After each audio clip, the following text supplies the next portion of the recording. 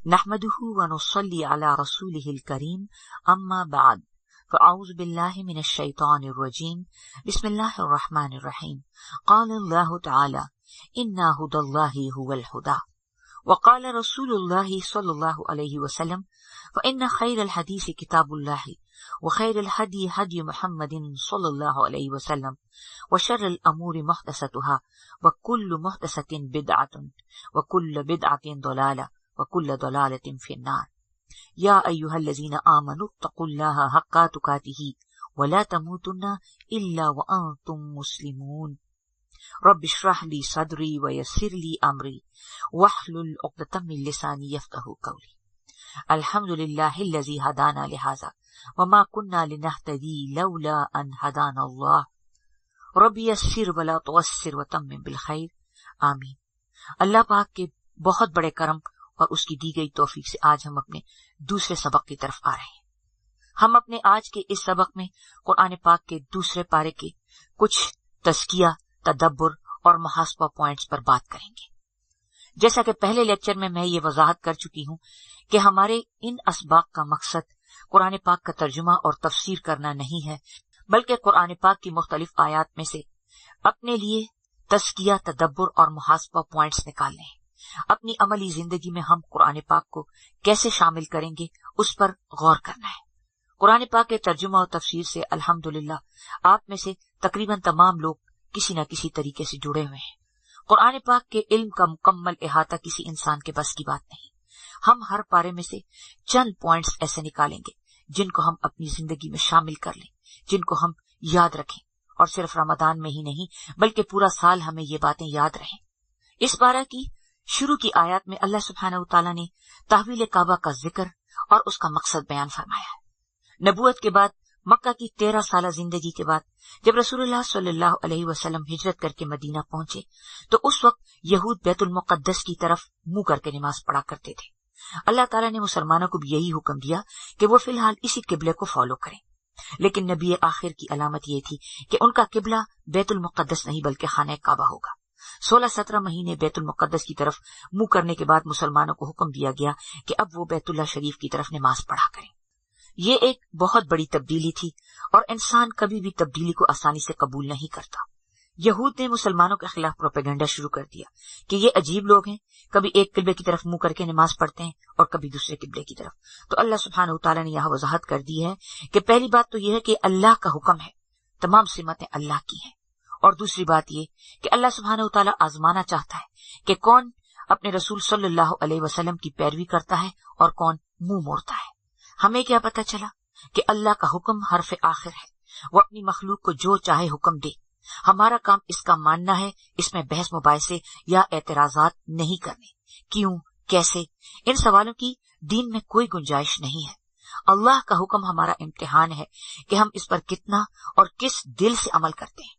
اس لیے ہم مسلمانوں کا فرض ہے کہ ہم اپنے اللہ کا ہر حکم بغیر چوں چرا کے مان لیں، یہ نہ دیکھیں کہ یہ مشکل ہے یا آسان ہے، ہماری خواہشات اور رسومات کے خلاف ہے یا اس کے حق میں ہے۔ اللہ کا حکم ہے، سمعنا و اطعنا۔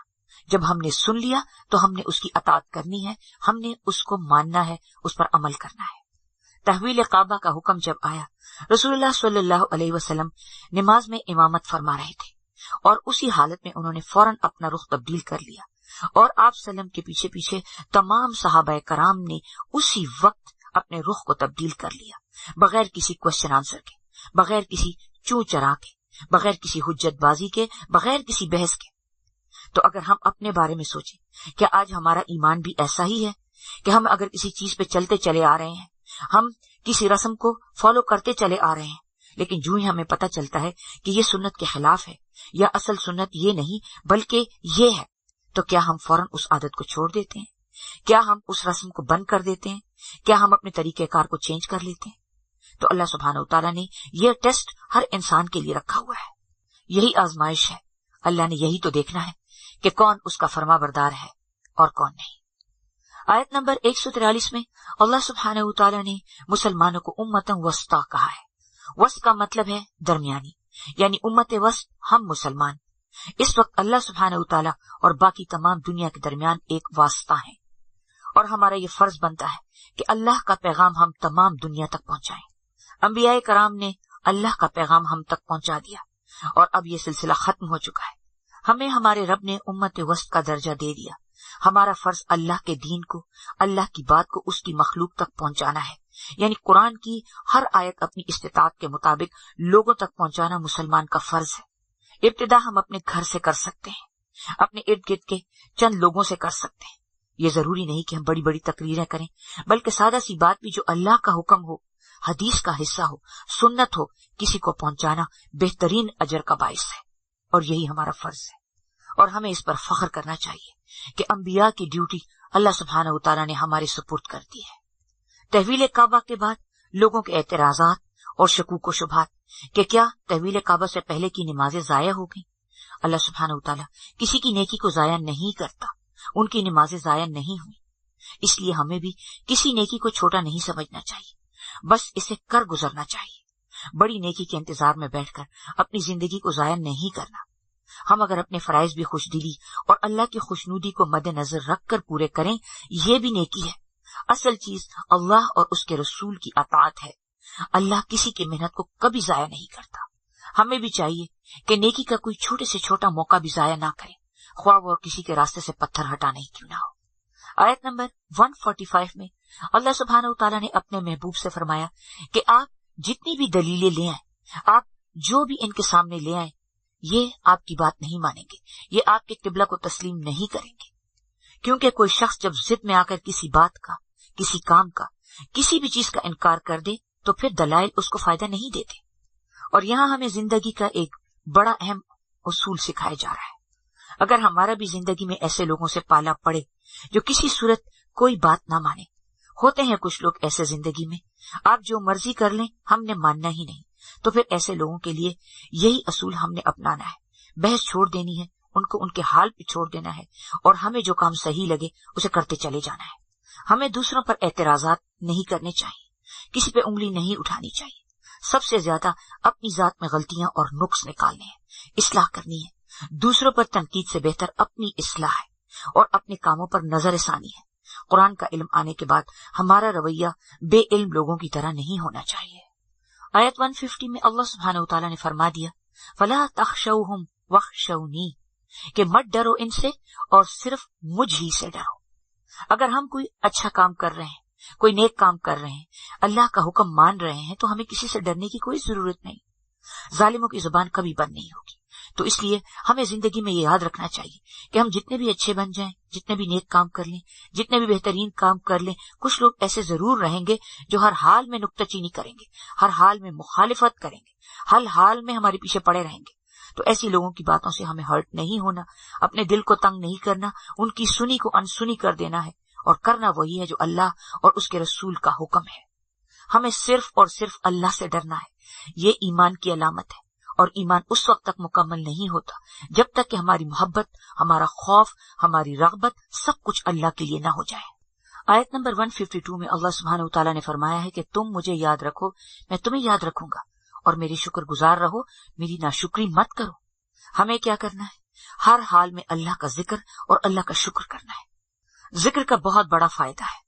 اگر ہم دنیا کے انسانوں میں اللہ کا ذکر کریں گے، اس میں اچھے انسان بھی ہوں گے اور برے بھی، لیکن اللہ سبحانہ وتعالی ہمارا ذکر اپنے مقرب اور انتہا درجے کے خیر خواہ فرشتوں میں کرے گا۔ اور ہمیں یہ پتا ہونا چاہیے کہ صرف یاد کرنا، ذکر کرنا کافی نہیں کہ ہم نے تسبیح اٹھائی، دھیان ادھر ادھر ہے، دنیا جہان کی باتیں بھی کر رہے ہیں، اور بیچ میں جب تسبیح یاد آ جائے تو ذکر شروع کر دیتے ہیں۔ کچھ نہ کرنے سے یہ بھی بہتر ہے، لیکن اصل ذکر کا مقام انسان کا دل ہے۔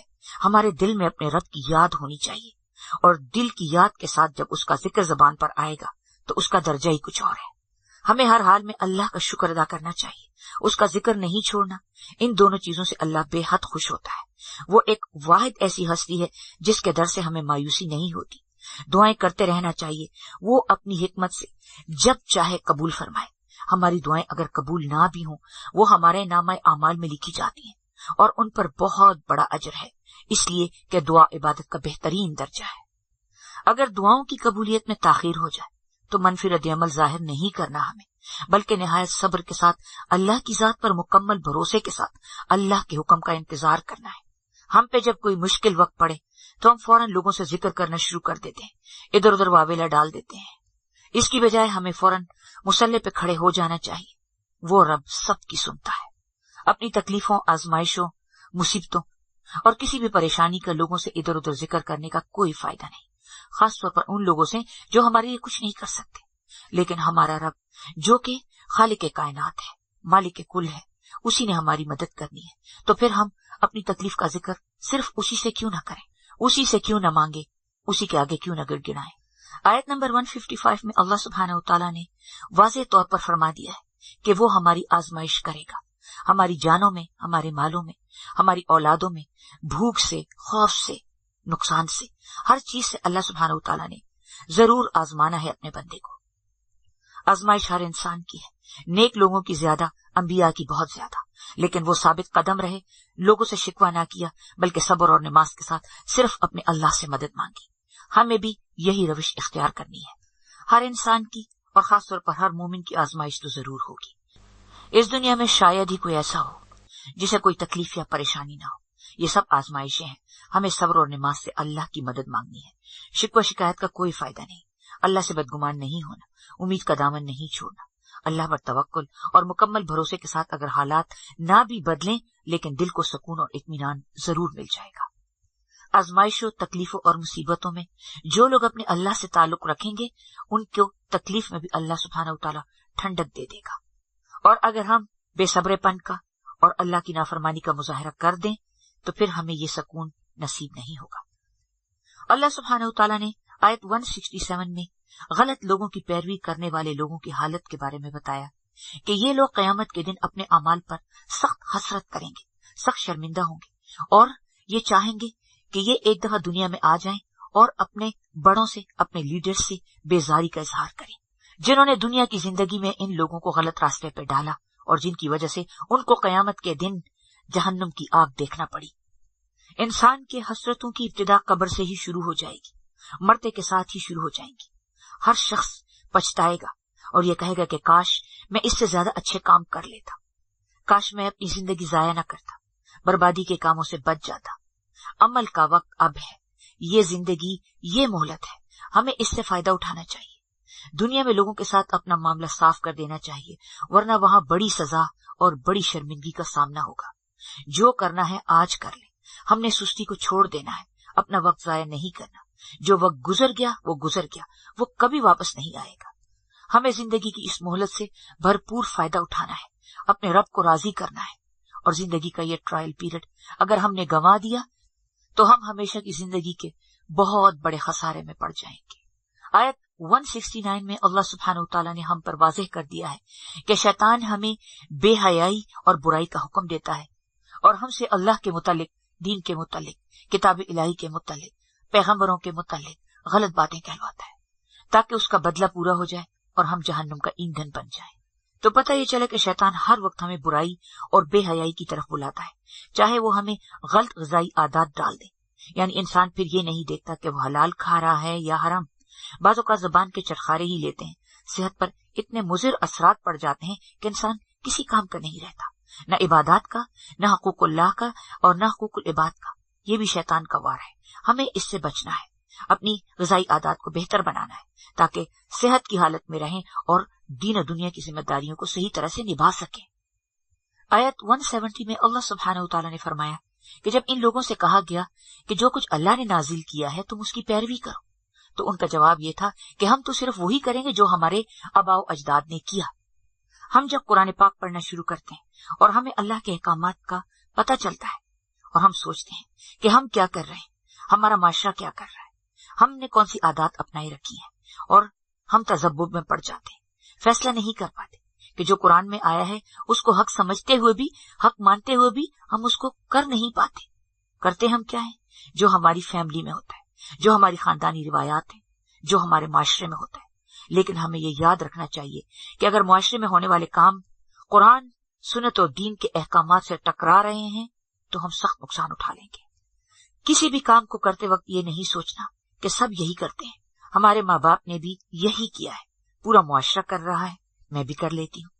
ये एक मोमिन का मयार नहीं है, बल्कि ये देखना है जो मैं कर रही हूँ कुरान और सुन्नत के मुताबिक है या नहीं।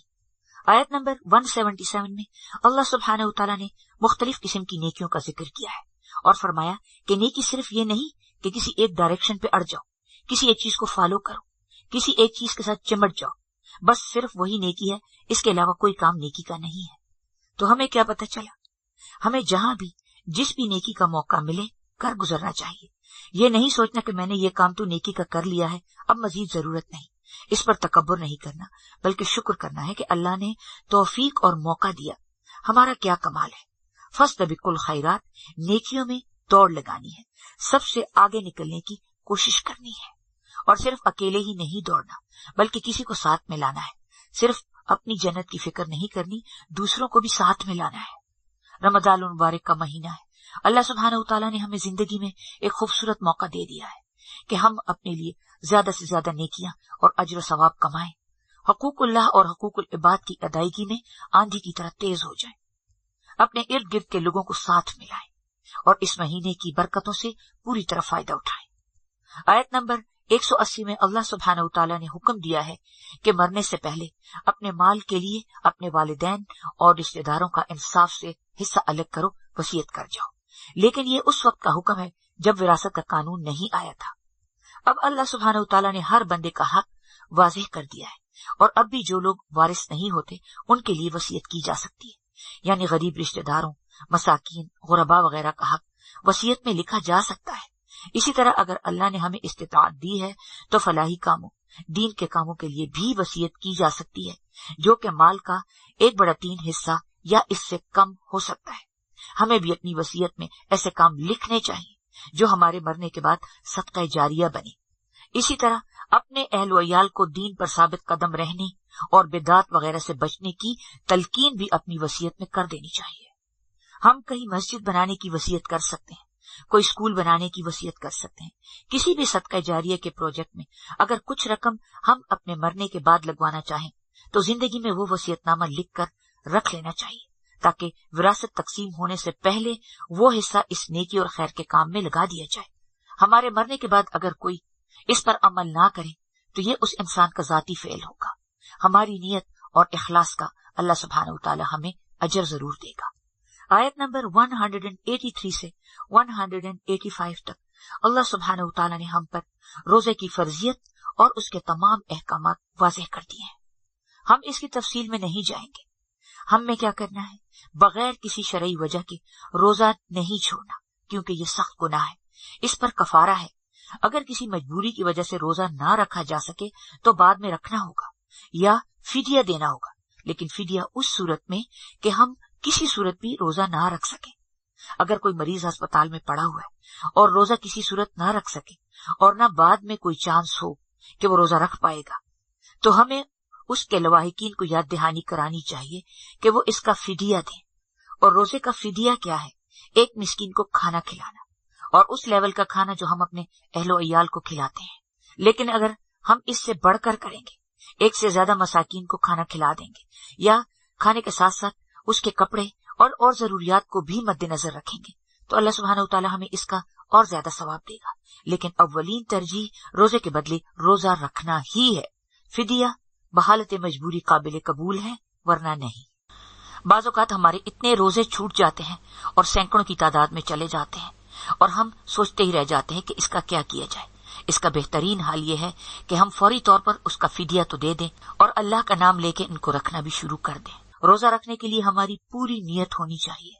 ये नहीं कि पहले से ही खौफ खा लें कि बड़े लंबे रोजे हैं, मैं तो बहुत डिहाइड्रेटेड हो जाऊंगी और मेरा तो घर भी बहुत दूर है, पैदल चलना होगा, मेरी तो जॉब है, मेरी तो क्लासेस हैं, तो बेहतर है कि मैं रोजे ना रखूं। नहीं, रोजा हमने रखना है, रोजा नहीं छोड़ना। रोजा रखना और ना रखना बराबर नहीं है। फिदिये से कुछ न कुछ कंपनसेशन तो हो जाती है, लेकिन रोजे के फवायद हासिल नहीं हो सकते। रोजा न रख के न सिर्फ हम ईमान और तकवा के लिहाज से फवायद से महरूम रह जाएंगे, बल्कि हेल्थ बेनिफिट्स भी हमें नहीं मिलेंगी। रोजा हमारी सेहत के लिए भी बहुत मुफीद है। इसलिए छोटी छोटी बातों पे हमें रोजा नहीं छोड़ना। खासतौर पर अगर रातें छोटी हैं और सुबह आंख नहीं खुली, सहरी नहीं खाई, तो उस दिन हमने मौजें नहीं मनानी, बल्कि कोशिश करनी है कि रोजा रखें। आयत 185 में अल्लाह सुब्हानहू व तआला ने फरमाया है कि रमजान का महीना वो महीना है जिसमें कुरान पाक नाजिल किया गया है लोगों की हिदायत के लिए, और इस हिदायत से हमें हक और बातिल का फर्क पता चलता है।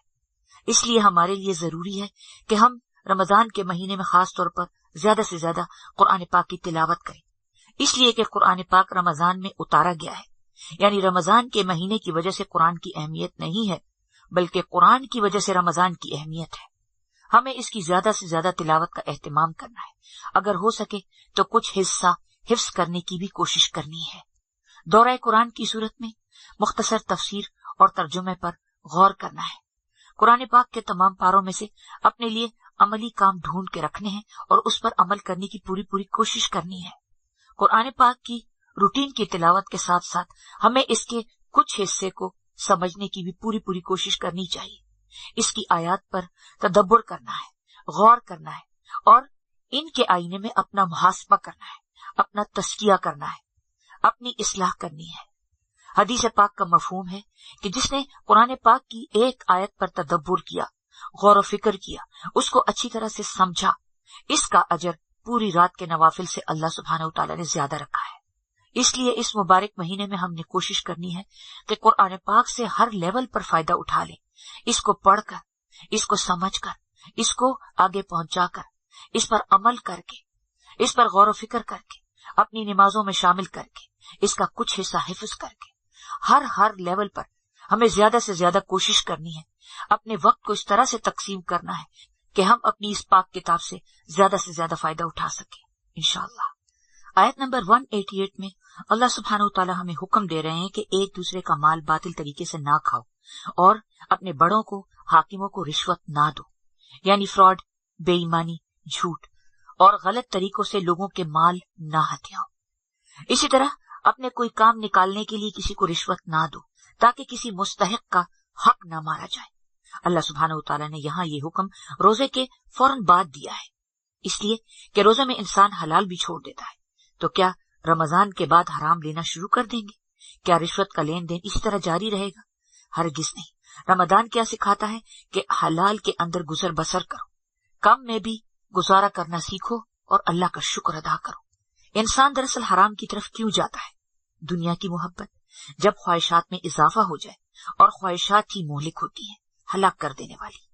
हमें कोशिश करनी चाहिए कि अपनी ख्वाहिशात को महदूद कर दें, इसलिए कि ये हमें गलत काम पर, वक्त जाया करने पर, बाज़ औक़ात हराम पर, नाजायज काम पर उकसाती है। एतदाल की जिंदगी बसर करनी चाहिए और अपने रब से दुनिया और आखिरत की कामयाबी की जामे दुआएं मांगते रहना चाहिए। हम सब इंसान बहुत कमजोर हैं, हमें सिर्फ दुआएं ही बचा सकती हैं। और आयत 190 में अल्लाह का हुक्म, वला तातदू इन्नल्लाह ला युहिब्बुल मुअतदीन, कि ज्यादती ना करो, बेशक अल्लाह ज्यादती करने वालों को पसंद नहीं करता। और यही हमारा प्यारा दीन है जो कि दुश्मन के साथ भी हमें ज्यादती करने से रोकता है। कहाँ दोस्तों के साथ, कहाँ अपनों के साथ, कहाँ अपनी औलाद के साथ, कहाँ शोहर बीवी और बीवी शोहर के साथ। किस कदर खूबसूरत है हमारा दीन। हम अगर अपनी जिम्मेदारियां सही तरह से पूरी ना करें, हकूक की अदायगी में कोताही करें, अपनी ड्यूटी सही तरह से ना निभाएं, अपनी बातों से दूसरों को तकलीफ दें, उनको जरर पहुंचाएं, उनको नुकसान पहुंचाएं, इसी तरह अपनी बातों से और गलत बयानियों से अगर हम लोगों में झगड़े और फसादात डलवाएं, शर फैलाएं, ये सारी चीजें इसी कैटेगरी में आती हैं। किसमें? ज्यादती में, हद से तजावुज करने में। आयत नंबर 193 में अल्लाह सुब्हानहू व तआला ने हुक्म दिया है कि इनसे जंग करो यहां तक कि फितना बाकी ना रहे। इस्लाम के दुश्मन इस तरह की आयत को हाईलाइट करते हैं कि देखें, इनको तो ऊपर से हुक्म आ रहा है कि तुम जंग करो, लेकिन वो इस बात पे गौर नहीं करते कि जंग किस चीज के लिए करो, ताकि फितना खत्म हो जाए। तो इस्लाम की लड़ाई फितना खत्म करने के लिए, फसाद खत्म करने के लिए है, ना कि माल गनीमत जमा करने के लिए, और ना ही अपने मुल्क की सरहदें बढ़ाकर नई जगहों पर अपने झंडे रहनाने के लिए। इस्लाम के जंग का मकसद हरगिज ये नहीं है, बल्कि इस्लाम की जंग अल्लाह के दीन के बोल बाले के लिए है, अल्लाह के अहकामात को नाफिज करने के लिए, अल्लाह के बंदों को जुल्म से निजात दिलाने के लिए है, अल्लाह ताला के बताए हुए दीन पर अमल आसान बनाने के लिए है, और लोगों को निजात की राह पर चलने के लिए आसानियां फराहम करने के लिए है। इसके अलावा अगर जंग की जाए तो वो इस्लाम नहीं है, वो हमारे दीन का हिस्सा नहीं है। आयत 195 अल्लाह सुब्हानहु व तआला एक मर्तबा फिर हुक्म दे रहे हैं, वअनफिकू फी सबीलिल्लाह, कि अल्लाह की राह में खर्च करो और बुखल से काम मत लो और अपने आप को बुखल की वजह से हलाकत में मत डालो। पीछे जिन अहकामात का जिक्र हो चुका, जंग के मामलात हो, हज हो, उम्रा हो, रमजान हो, रमजान के अलावा के महीने हो, इंसान जब अल्लाह की खातिर कोई भी काम करे इसके लिए माल खर्च करना तो पड़ेगा। हमें इसमें बुखल नहीं करना चाहिए, इसलिए कि हमारा माल हमारा तो नहीं है। किसने दिया? हमें अल्लाह ने दिया है। हम तो अल्लाह के दिए हुए में से देते हैं, हमारा इसमें क्या कमाल है। और रमजान के महीने में खास तौर पर हमें अल्लाह के इस हुक्म का बहुत ख्याल रखना है। रमजान सखावत का महीना है और नबी करीम सल्लल्लाहु अलैहि वसल्लम इस महीने में सखावत की इंतहा करते थे। हदीस है कि रमजान के महीने में आप सल्लल्लाहु अलैहि वसल्लम फयाजी में तेज हवाओं की मानिद हो जाते। तो इससे ये पता चला कि नबी सल्लल्लाहु अलैहि वसल्लम रमजान में बाकी तमाम साल की निस्बत ज्यादा सदका और खैरात करते और इस सदके का फायदा हर एक को पहुंचता, जिस तरह तेज हवा हर जगह पहुंचती है। हमें यह नहीं भूलना चाहिए कि सदका देने से माल कम नहीं होता, बल्कि अल्लाह सुब्हानहु व तआला उसका अजर कई गुना बढ़ा कर देता है, दुनिया में भी और आखिरत में भी। हम अपने अहल-ओ-इयाल, रिश्तेदार, फुकरा और मसाकिन पर खर्च करने के अलावा नेकी के दीगर कामों में भी खर्च कर सकते हैं, मसलन मसाजिद की तामीर और तरक्की वगैरह, मुसाफिर खाने के कयाम और बेहतरी के लिए, कुओं की खुदाई के लिए और पीने के पानी के इंतजाम के लिए, और इसी तरह दीन की तालीम और तबलीग के लिए और इस राह में निकले हुए तालिब इल्मों के तालीमी अखराजात पर खर्च करना बेहतरीन सदका जारिया का काम है, क्योंकि फी सबीलिल्लाह खर्च किए जाने वाले माल को अल्लाह ताला अपने जिम्मे कर्ज शुमार करते हैं। और कर्ज वो चीज होती है जो हर हाल में लौटाई जानी है। और ये एक बहुत बड़ी खुशखबरी है कि अल्लाह सुब्हानहु व तआला ने उसकी रजा के लिए खर्च किए गए माल को अपने जिम्मे कर्ज करार दे दिया है। सूरह बकरा की 245 आयत में अल्लाह सुब्हानहु व तआला फरमाते हैं कि कौन है वो जो अल्लाह को कर्ज हसना दे ताकि अल्लाह इसे कई गुना बढ़ाकर उसको वापस कर दे। यानी सबसे बेहतरीन इन्वेस्टमेंट अपने रब के साथ है। सबसे ज्यादा प्रॉफिट हमें हमारा रब देगा, इस दुनिया में अलग और उस दुनिया में अलग, इंशाअल्लाह। रमजान के महीने में रोजादारों की इफ्तारी के लिए माल खर्च करना निहायत अजर सवाब का बाइस है। इसी तरह अपनी हैसियत के मुताबिक दिल खोलकर अल्लाह की राह में हमें माल खर्च करना चाहिए। अपने बीवी बच्चों, वालिदैन और रिश्तेदारों पर सही तरीके से माल खर्च करना, मारूफ तरीके से माल खर्च करने का बहुत सवाब है। अल्लाह ने इसे सदका करार दिया है। ज्यादा से ज्यादा रोजादारों की इफ्तारी का हमें एहतमाम करना है और खास तौर पर फुकरा, मसाकीन और जरूरतमंदों को नहीं भूलना। अपने इर्द गिर्द की तमाम जरूरतमंद लोगों की अपनी इस्तिताअत के मुताबिक मदद करने की पूरी कोशिश करनी है। अगर ज़कात वाजिबुल अदा हो तो नफली सदकात से पहले हमने अपना फर्ज अदा करना है, पहले ज़कात देनी है। और अल्लाह सुब्हानहु व तआला की तो इतनी रहीम ज़ात है कि उसने अच्छी बात और किसी को मुस्कुराकर देखने को भी सदके का दर्जा दे रखा है। यानी अगर हम माल से सदका न अदा कर सके तो अपनी जबान से, अपने इखलाक से, अपने अच्छे रवैये से अल्लाह की राह में सदका कर दे। किसी को कोई अच्छा मशवरा देकर, किसी से कोई अच्छी बात करके हम सदका दे सकते हैं। और अगर किसी ने हमारे साथ कोई ज्यादती की है, कोई जुल्म किया है, हमारा कोई हक मारा है, तो उनको भी माफ करके हम सदके का अजर कमा सकते हैं। आयत 196 में अल्लाह सुब्हानहु व तआला फरमाते हैं कि हज और उम्रा को अल्लाह की रजा के लिए पूरा करो। तो यहाँ गौर तलब बात यह है कि सिर्फ हज और उम्रा करने का हुक्म नहीं, बल्कि अल्लाह की रजा के लिए, लिल्लाही, अल्लाह के लिए। तो हमें भी हर काम सिर्फ खालिस नियत के साथ अपने अल्लाह की रजा के लिए करना है। कोई काम जो दिखावे के लिए हो, चाहे वो हज हो या उम्रा, अल्लाह सुब्हानहु व तआला के पास उसकी कोई कदर कीमत नहीं है। हमें हज और उम्रे इसलिए नहीं करने कि लोगों को उसकी तादाद गिनवाते फिरे कि हमने तो इतने उम्रे कर लिए, इतने हज किए हैं, बल्कि बाज लोग तो खुद को अलहाज कहलाते हैं। इसलिए हमें चाहिए कि हर वो काम जो हम अल्लाह की रजा के लिए करें, हमारी नियत खालिस अल्लाह की रजा हो, अल्लाह की खुशी हो। अगर मकसद कुछ और है तो तवाफ़े काबा का भी फायदा नहीं मिलेगा। रियाकारी, दिखावा या दुनिया का कोई मफाद अगर हमने दिल में रखा है तो हम जितना मर्जी नेक काम कर लें, उसका हमें फिर सवाब नहीं मिल सकता, इसलिए कि दिखावा शिर्क है। रसूलुल्लाह सल्लल्लाहु अलैहि वसल्लम की एक हदीस है, फरमाया अनकरीब आखिरी जमाने में ऐसे लोग होंगे जो मस्जिदों में हल्कों की सूरत में बैठेंगे, उनकी सबसे बड़ी फिक्र दुनिया होगी। ऐसे लोगों के पास ना बैठना, अल्लाह ताला को ऐसों की कोई जरूरत नहीं। तो इस चीज से हमें बहुत डरना चाहिए कि हम अगर मस्जिद जा रहे हैं, चाहे हरम जा रहे हैं, चाहे हम दुनिया के किसी भी कोने में कोई बहुत अच्छा काम करने जा रहे हैं, लेकिन अगर हमारा मकसद अल्लाह की रजा नहीं, तो वो सफर भी बेकार है, वो सारी कोशिश भी बेकार है। दुनिया तो इंसान को कहीं भी मिल सकती है, लेकिन दीन को एक्सप्लॉइट नहीं करना, दीन के नाम पर दुनिया नहीं कमानी। लेकिन अगर हम छोटा सा नेकी का काम भी खालिस अल्लाह की रजा के लिए करेंगे, तो अल्लाह सुब्हानहू तआला हमारे उस काम का अजर उहद के पहाड़ जितना बढ़ा सकते हैं। आयत नंबर 200 और 201 में अल्लाह सुब्हानहू तआला ने दो तरह के लोगों का जिक्र फरमाया। एक वो जो अपने रब से सिर्फ अपनी दुनिया की दुआएं करते हैं, दुनिया की खुशी, दुनिया के मजे, दुनिया की रंगीनियां, औलादें, घर, गाड़ियां और ये चीजें मांगते रहते हैं और इसी के लिए सारी जिंदगी कोशिश में गुजार देते हैं। फरमाया कि ऐसे लोगों का फिर आखिरत में कोई हिस्सा नहीं, अगर उन्होंने मुकम्मल तौर पर दुनिया की खातिर अपनी आखिरत को फरामोश करके रखा हुआ है।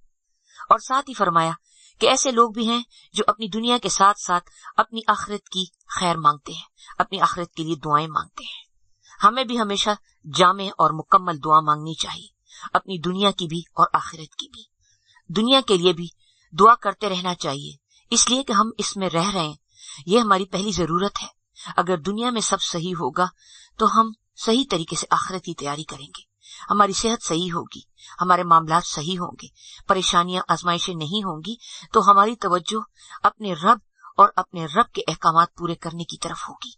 इसलिए हमें जामे दुआ करके अपने रब से अपने दीन और दुनिया की खैर मांगनी है, अपनी इबादत में खुशू पैदा करना है, अल्लाह की रजा को हर मामले में सामने रखना है, दुआएं करते रहना है, अपने लिए भी, अपनों के लिए भी, तमाम मुसलमानों के लिए भी और तमाम जिंदा इंसानों की हिदायत के लिए भी। हम अपनी दुआ में जितने ज्यादा लोगों को शामिल करेंगे, उस दुआ की कदर अल्लाह की नजर में उतनी ही ज्यादा होगी। आयत नंबर 204 से 206 में अल्लाह सुब्हानहू तआला ने ऐसे लोगों का जिक्र फरमाया है जो अपनी चिकनी चिबड़ी बातों से दुनिया को धोखा देते हैं। उनकी बातें दुनिया में बहुत भली मालूम होती हैं, लेकिन उनका दिल काला होता है, सख्त झगड़ालू और फसाद करने वाले लोग होते हैं। और जब उन्हें मना किया जाए, इससे अल्लाह से खौफ दिलाया जाए, तो वो मजीद तकब्बुर में आ जाते हैं, उनके गुनाह में मजीद इजाफा हो जाता है, वो मजीद गुरूर करने लग जाते हैं। और ऐसे लोगों के ठिकाने को अल्लाह सुब्हानहू तआला ने बिअसल मिहाद कहा है, बहुत बुरा ठिकाना, बहुत सख्त ठिकाना। इन चीजों से हमें बचना चाहिए और ऐसे लोगों से दूर रहना चाहिए जो अपनी झूठी बातों के लिए सारा दिन कसमें खाते रहते हैं। सच्ची बात के लिए किसी किस्म की कसम की जरूरत नहीं होती। और हदीस से साबित है कि झगड़ा करने वाले, फसाद करने वाले लोग अल्लाह की रहमत से महरूम रहते हैं। आयत नंबर 212 में अल्लाह सुब्हानहू तआला ने उन लोगों का जिक्र फरमाया जिन्होंने कुफ्र भी किया और ईमान वालों का मजाक भी उड़ाया। अल्लाह सुब्हानहू तआला उनके लिए इस दुनिया की जिंदगी तो शायद खुशनुमा बना दे, लेकिन कयामत के दिन उनका अंजाम बहुत बुरा होगा। हमें अपनी रोजमर्रा की गुफ्तगू में बहुत ज्यादा ख्याल रखना चाहिए कि दीन का, दीन वालों का और अल्लाह की किसी भी निशानी का हम किसी तौर भी मजाक न उड़ाएं, कोई हल्की बात न करें उनके लिए। खासतौर पर दीन वालों का मजाक वो लोग उड़ाते हैं जिनके अपने पास ईमान नहीं होता, जिनके दिल दुनिया की मोहब्बत, चाहत और लालच से भरे होते हैं। वो अल्लाह के नाशुक्रे होते हैं, अल्लाह के आगे नहीं झुकते और दीन वालों का मजाक उड़ाते हैं। जो लोग दीन पे कायम हो जाएं, दीन को फॉलो करें, उनके पीछे पड़ जाते हैं, उनका मजाक बना देते हैं। तो अल्लाह सुब्हानहू तआला ने ऐसे लोगों के लिए सख्त सजाएं रखी हैं। आज भी हम दीन में इसलिए बहुत पीछे हैं कि हमें यह डर लगा रहता है कि अगर हमने अपना हुलिया, लेन देन, उठना बैठना दीन के मुताबिक कर लिया, सुन्नत के मुताबिक कर लिया, तो लोग मेरा मजाक उड़ाएंगे। तो हमें डरना लोगों से नहीं, अपने अंजाम से चाहिए।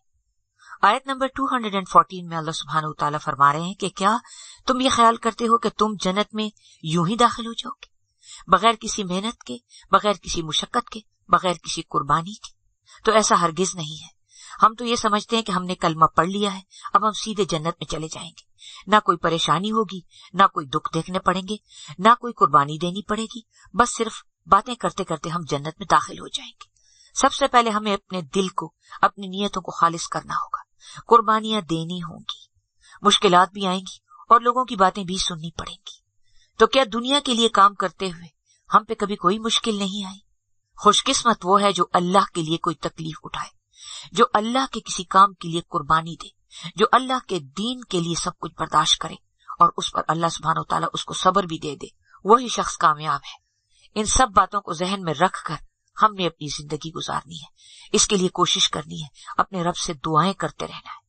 اللہ سبحانہ وتعالی نے آیت نمبر 215 میں فرمایا کہ تم لوگ جو بھی اللہ کی رضا کے لیے خرچ کرو تو اس میں سے سب سے پہلا حصہ تمہارے والدین اور اس کے بعد رشتہ داروں، یتیموں، مسکینوں، مسافروں کا ہونا چاہیے۔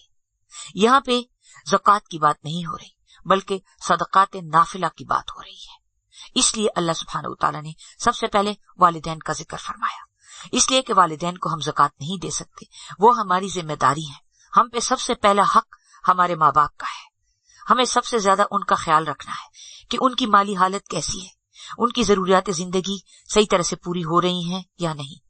اگر ان کے پاس دوائی کے لیے پیسے نہیں یا ان کی کوئی اور ضرورت نہیں پوری ہو رہی تو ہمارے باقی صدقات ہمارے کس کام کے؟ والدین کے بعد ہمارے عزیز و اقارب ہیں، ہمارے خون کے رشتے ہیں، ہمارے آس پاس کے قریبی لوگ ہیں، معاشرے کے وہ مظلوم لوگ ہیں جو کسی نہ کسی وجہ سے محروم ہیں۔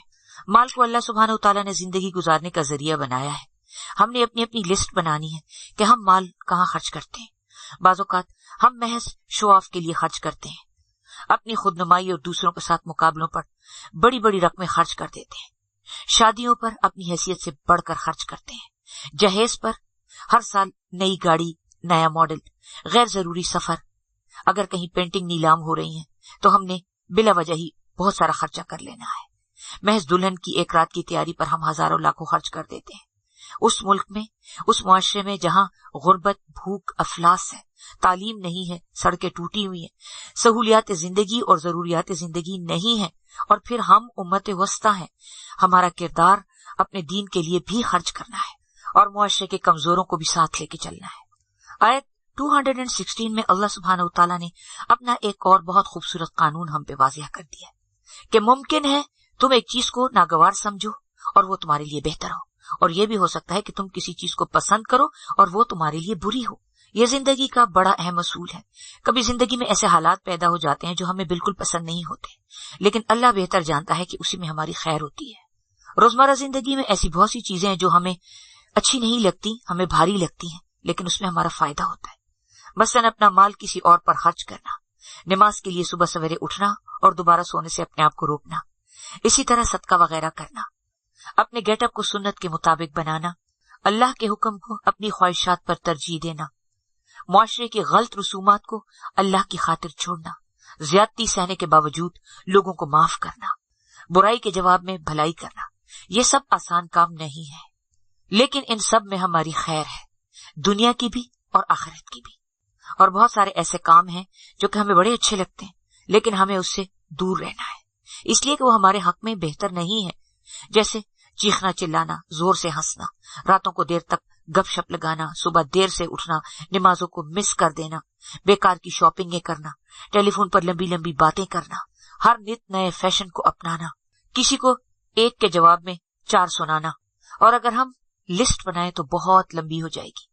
یہ وہ سارے کام ہیں جو ہمیں بہت پسند ہیں، لیکن اس میں ہماری خیر نہیں ہے۔ تو ہم نے یہ کوشش کرنی ہے کہ ہم ان کاموں کی طرف آئیں جس میں ہماری دنیا اور آخرت کی بھلائی ہے، جو اللہ کا حکم ہے اور ہماری نجات کا ذریعہ ہے، چاہے وہ ہمیں مشکل لگے یا ناگوار۔ بعض اوقات زندگی میں ایسے حالات پیدا ہو جاتے ہیں جو ہمیں ذرا نہیں اچھے لگتے، بہت سخت ہوتے ہیں، جیسے بعض لوگوں کے بچے پیدا ہوتے ہیں جو معذور ہوتے ہیں، بعض لوگوں کے بچے ہی نہیں ہوتے، بعض لوگوں کی شادیاں ہی نہیں ہوتی، بعض لوگوں کو ایسی بیماریاں لگی ہوتی ہیں جس سے وہ بہت تکلیف میں ہوتے ہیں، بعض لوگوں کے ساتھ اچانک حادثات ہو جاتے ہیں جس سے وہ معذور ہو جاتے ہیں۔ زندگی میں مختلف قسم کے حالات ہمیں فیس کرنے پڑتے ہیں۔ ہمارا یہ ایمان ہونا چاہیے کہ ہماری زندگی کے لیے ہر فیصلہ اللہ نے اپنی حکمت سے کیا ہے۔ ہو سکتا ہے اللہ ہم سے کوئی اور کام لینا چاہے، ہو سکتا ہے کہ جو آزمائش، جو تکلیف اور مصیبت ہمیں ملی ہے، اللہ سبحانہ وتعالی اس پر ہمارے آخرت کے درجات بلند کر دے اور ہمارے گناہوں کو دھو دے، جس کا اس نے ہم سے وعدہ فرمایا ہے۔ ہمیں اپنے رب سے ہر وقت خیر ہی مانگنی چاہیے، آزمائشوں سے بچت کی دعائیں کرنی چاہیے، لیکن اگر آزمائش آ جائے تو اس پہ صبر کر کے ہم اپنے لیے بہت ساری خیر جمع کر سکتے ہیں۔ आयत 221 में अल्लाह सुब्हानहू तआला ने मुशरिक मर्दों और मुशरिक औरतों से निकाह करने को मना फरमाया है। यानी पसंद की शादी में भी सबसे पहले ईमान को मद्देनजर रखना जरूरी है। हमें ये याद रखना चाहिए कि शादी के मामले में अकीदे पर कंप्रोमाइज नहीं करना। अगर किसी शख्स का अकीदा ही दुरुस्त ना होगा तो उससे शादी के बाद क्या हालात होंगे। अगर दोनों मियां बीवी अपने अपने अकीदे पर कायम रहे तो अंजाम क्या होगा, रोज रोज की लड़ाई झगड़े, और फिर बच्चे किस अकीदे पे होंगे, वो डिवाइडेड हो जाएंगे। और फिर ये भी हो सकता है कि जिसका अकीदा खराब है सही अकीदे वाला भी उसके रंग में रंग जाए। इसलिए अपने बच्चों के रिश्ते करते वक्त हमें दीन पर कंप्रोमाइज नहीं करना चाहिए। आयत नंबर 224 और 225 में अल्लाह सुब्हानहू तआला ने उसके नाम की कसम खाने की सख्त मुजम्मत फरमाई है। मोमिन की यह शान नहीं कि अल्लाह ताला के अजीम नाम को बेमकसद बातों पर कसम के लिए इस्तेमाल करे और अल्लाह के नाम को अपने लिए गलत जगह पर ढाल बनाए। कुछ लोगों को बेमकसद कस्में खाने की आदत होती है। वो अपने तकिए कलाम में ही कस्मों को शामिल रखते हैं। वल्लाही, कसम से। तो इस पर पकड़ तो नहीं, लेकिन हमें एहतियात करनी चाहिए अपनी गुफ्तगू में। जो लोग जानबूझकर किसी झूठी बात के लिए कसम खा लें, उनके लिए जरूरी है कि वो तौबा और इस्तिग़फ़ार करें, वरना कयामत के दिन सख्त मुहासबा होगा। और एक होती है ऐसी पक्की कसम जो किसी बात के करने या ना करने के लिए पूरे इरादे और सख्ती से खाई जाए। ऐसी कसम को तोड़ने का कफारा फिर 10 मिस्कीनों को खाना खिलाना है, या कपड़े लेकर देना है, या एक गुलाम आजाद करना है, या 3 दिन लगातार रोजे रखना है। अगर नहीं तो सख्त पकड़ है। वैसे भी जिंदगी से कसम खाने की आदत निकाल लेनी चाहिए, क्योंकि कसम वहीं पे खाई जाती है जहां पे झूठ शामिल हो। और एक बात और हमें नहीं भूलनी चाहिए कि हम अल्लाह के नाम के सिवा किसी की कसम नहीं खा सकते। इसलिए कि जब हम कसम खाते हैं तो गवाह बनाते हैं कसम जिसकी खाई जाए, तो अल्लाह के सिवा कोई गवाह नहीं। हमें किसी के नाम की, न कुरान की, न पैगंबर की, न अपने औलादों की, किसी चीज की कसम नहीं खानी चाहिए। अगर जरूरत पड़े तो सिर्फ और सिर्फ अल्लाह के नाम की सच्ची कसम खाई जा सकती है। आयत 238 में अल्लाह सुब्हानहू तआला हमें हुक्म दे रहे हैं कि हाफिजू अलस्सलावाति, कि अपनी नमाजों की हिफाजत करो, और खास तौर पर दरमियानी नमाज की, यानी असर की नमाज की। नमाज जिसका सबसे पहला सवाल हमसे किया जाएगा, जिसका सबसे पहले हमने हिसाब देना है, हम हिफाजत कैसे कर सकते हैं। हमने नमाज कज़ा नहीं करनी, पूरे खुशू खुजू के साथ पढ़नी है, पूरी तवज्जो से पढ़नी है, और अपने जहन में गैर जरूरी ख्यालात उस वक्त नहीं लाने, उससे बचना है, और मुकर्ररा वक्त पर नमाज पढ़नी है, और नमाज के लिए अपनी तहारत का पूरा पूरा ख्याल रखना है। हम जिंदगी में बहुत सारी चीजों की हिफाजत करते हैं, अपने आप की, अपनी औलादों की, अपने घर की, अपनी सेहत की, अपनी रिश्तेदारियों की, लेकिन जिस नमाज ने हमारी हिफाजत करनी है हम उसी की तरफ से बेपरवाह हो जाते हैं। और उससे अगली ही आयत में अल्लाह सुब्हानहू तआला ने हुक्म दिया है कि अगर तुम पे दुश्मन के हमले का खौफ हो तो खड़े खड़े या सवारी पर बैठे बैठे किसी भी हाल में नमाज अदा करो। नमाज छोड़नी नहीं है, चाहे हिलते जुलते हो, चाहे आगे पीछे होकर हो, चाहे बैठ कर हो, चाहे किबले की तरफ रुख ना भी हो। सलातुल खौफ में ये सारी पाबंदियां खत्म हो जाती हैं, लेकिन नमाज किसी हालत में खत्म नहीं होती। आयत 251 में अल्लाह सुब्हानहू तआला ने हजरत दाऊद अलैहिस्सलाम का जिक्र फरमाया कि किस तरह से उन्होंने एक मामूली सिपाही होते हुए भी दुश्मन के सिपासालार जालूत को खत्म कर डाला। ये अल्लाह के इज़्न से हुआ। अल्लाह सुब्हानहू तआला ने उन्हें बादशाही दी, हिकमत दी, और इसके अलावा बेशुमार नेमतें दी। तो पता ये चला कि इंसान के पास जो कुछ है वो अल्लाह सुब्हानहू तआला की अता है। हमें अपनी किसी खूबी या सलाहियत पर फख्र और तकब्बुर नहीं करना चाहिए। किसी फर्द या कौम को तकब्बुर में मुब्तला होने की जरूरत नहीं, इसलिए कि हमारा माल, हमारा इल्म, जहानत, काबिलियत, इल्म, हुनर, जवानी, ताकत, हुस्न, कोई चीज भी ऐसी नहीं जो हमें अल्लाह की तरफ से ना मिली हो और जो हमेशा रहने वाली भी हो। ये सब कुछ एक इम्तिहान है, और इन सब को पाकर हम अपना हक बंदगी कितना अदा करते हैं, कितना शुक्र अदा करते हैं, अल्लाह सुब्हानहू तआला यही देख रहा है, और यही हमारा इम्तिहान है। अगर वो हस्ती देने पे कादिर है तो लेने पे भी कादिर है। हमें क्या करना है? हमें अपनी सफों में इत्तेहाद पैदा करना है, अपने इखलाक और किरदार को दुरुस्त करना है, अपने कौलो फैल के तजाद को खत्म करना है, आपस की नाइतफाकियां, नाचाकियां, बुग़्ज़, नफरतें, हसद, अदावतें, सरकशियां और अल्लाह की नाफरमानियों को छोड़ देना है। अपनी कुव्वत, ताकत, सलाहियतों, इल्म और जहानत से अल्लाह की राह में जहाद करना है, بدگمانیوں کو اپنی زندگی سے نکالنا ہے اور اپنے دل و دماغ کو بے حیائی اور گندے خیالات سے پاک کرنا ہے. پیٹ کو حرام سے اور باقی اعضاء کو خیانت سے دور رکھنا ہے. یہ وہ سانپ ہیں جو ہمیں ڈس رہے ہیں، اور ہم خوار اور رسوا آج اس لیے ہیں کہ ہم اپنے دین کی روح کو فراموش کر بیٹھے ہیں. اور آخر میں اسی پارے کی آیت 208 اللہ سبحانہ وتعالی فرما رہے ہیں کہ یا ایھا الذین آمنوا ادخلوا فی السلم کافہ، کہ اے ایمان والو داخل ہو جاؤ اسلام میں پورے کے پورے.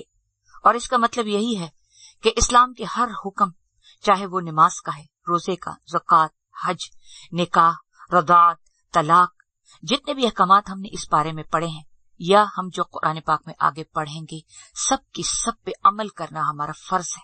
تب ہی ہمارا دین مکمل ہوگا. یعنی ہمیں اسلام میں پورے کا پورا داخل ہونے کا حکم ہے.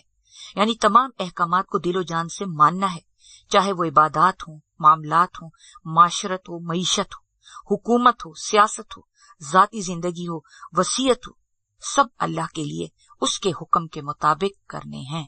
بہت کوشش کرنی ہے اور اللہ سبحانہ وتعالی سے اس کی توفیق مانگنی ہے، اس لیے کہ اللہ کی عطا کردہ توفیق کے علاوہ ہم کچھ نہیں کر سکتے.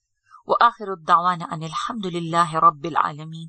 سبحانک اللہم وبحمدک، نشہد ان لا الہ الا انت، نستغفرک ونتوب الیک. سبحان ربک رب العزت عما یصفون وسلام علی المرسلین والحمد للہ رب العالمین. السلام علیکم ورحمۃ اللہ وبرکاتہ.